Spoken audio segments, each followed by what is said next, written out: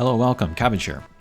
This will be a bit of a different video than usual, but I'll be sharing my memories of Final Fantasy VII from back in the day, my impressions of the coming remake, and then some guesses for a Final Fantasy VII Remake collaboration in War of the Visions.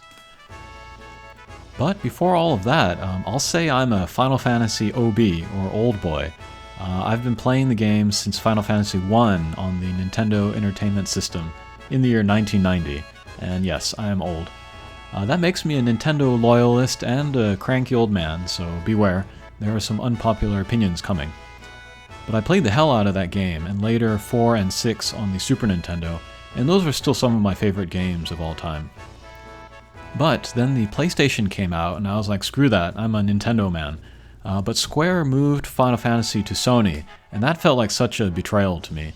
I know it was because Square wanted to make a bigger game than the Nintendo 64 cartridge could hold, but that made me automatically biased against Final Fantasy VII. I did eventually play it on PC in 1998, but I didn't like it. I'll try to be brief, but to outline everything that I didn't like about the game. First thing were the graphics. Really ugly polygons. I've never liked polygons. I've always been a fan of sprites. Just like I'm a fan of like hand-drawn anime over CGI. Another thing I didn't like about Final Fantasy VII was the world. I don't like the near-future steampunk Art Deco thing. I want my Final Fantasy games to be more fantastical, which is one reason why I like the Ogre Battle and Final Fantasy Tactics games so much, because they're really like medieval, like of that time. However, the graphics of like the world, you know, the backgrounds, and then like the interesting camera angles. That's probably my favorite thing about the original Final Fantasy VII. Another thing that I really didn't like about the game was a crappy lead character. Cloud looks cool, but he's kind of pathetic. He inherits his sword and girlfriend, and even memories and personality from Zack. And so like, how are we supposed to relate to Cloud, or even care for him, if he's like nothing himself? He's, you know, purely style over substance, and the entire storyline is just kind of let down by his weak character. I think he sucks, and then the fact that he is so popular makes me lose faith in humanity. Sephiroth, however, is a decent villain, because he has like a real backstory that is satisfying and explaining why he is the way he is, which is just like a reptilian killer bent on, you know, getting immortality for himself. It's not a very original idea for a villain, but it makes him a better villain than Cloud is a hero. Another thing I didn't like is the stupid death of Aerith. It's just random and meaningless in the game, which was actually the intention of the creators.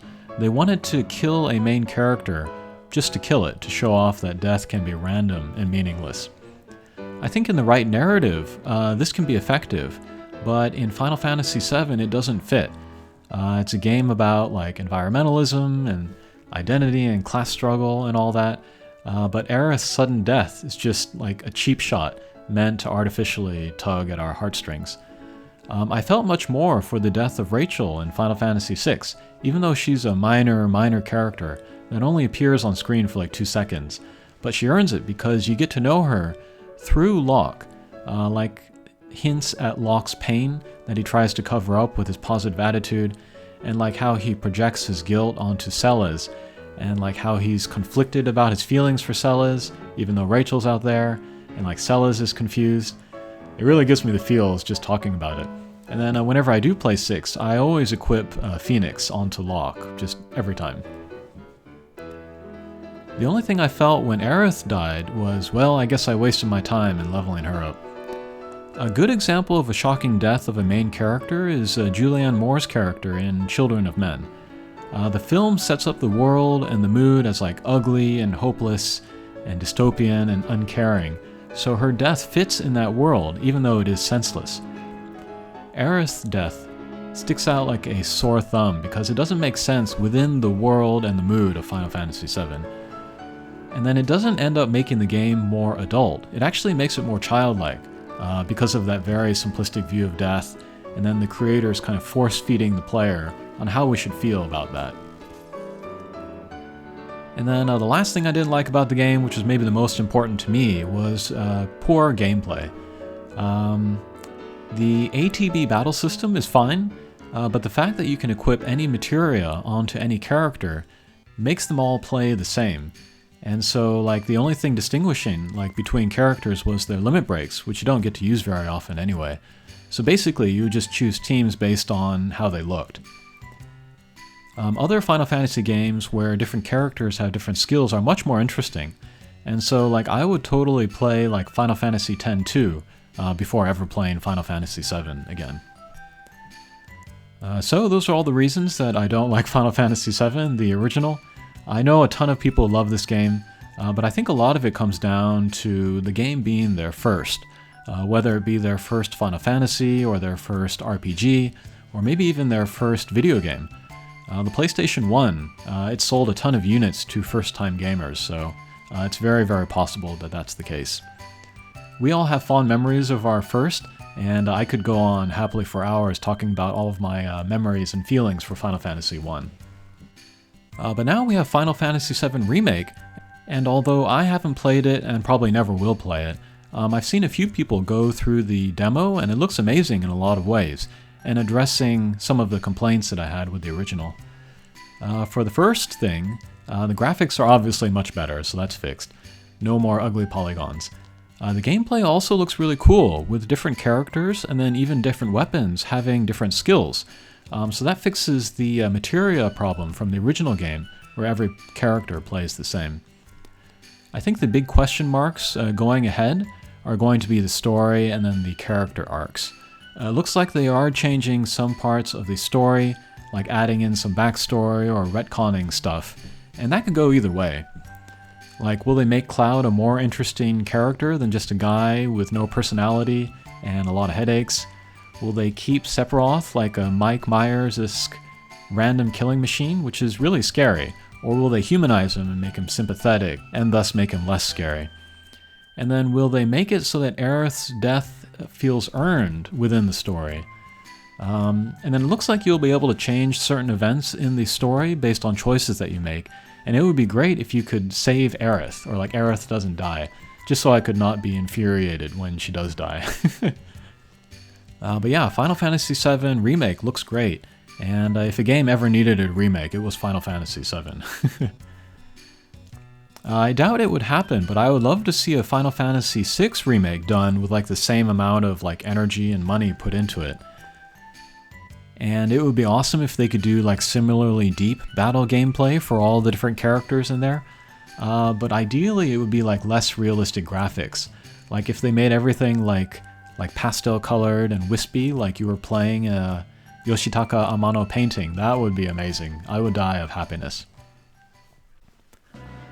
And finally, that brings me to the very possible collaboration of War of the Visions with Final Fantasy VII Remake. This has to happen, right? Square would be idiots not to do it. It would be a significant shot in the arm for War of the Visions as a new game to get that Final Fantasy VII Remake collaboration.